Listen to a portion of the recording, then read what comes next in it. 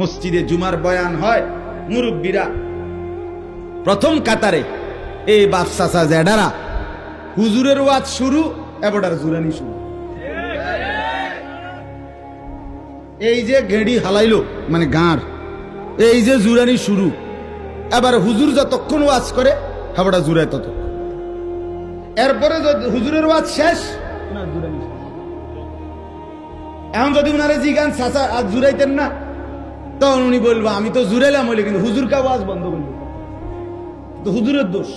হুজুরের কোন আরো ওয়াজ করতো, তাহলে আমার জুরানিও দেখেন। আজীব মানুষ, আজীব মানুষ। এমনি আসলে এমনি শুনলে কিয়ামত পর্যন্ত পরিবর্তন হবে, দিল বদলাবে না। ছেলেরা মসজিদের পিছন দিক দিয়ে বসে এই ঠেলা ঠেলি, ধাক্কা ধাক্কি, খুসাখুসি, কেউ শার্ট ধরে টান দেয়, কেউ টুপি ধরে টান দেয়, কেউ প্যান্ট ধরে টান দেয়, কেউ মোবাইল টিপে, কেউ হাসি মজাক ফালত্রামি। এই ফালতু কাজ করলে এভাবে যদি সে 50 বছরও মসজিদে আসে যায়, তার জিন্দিগির কোনো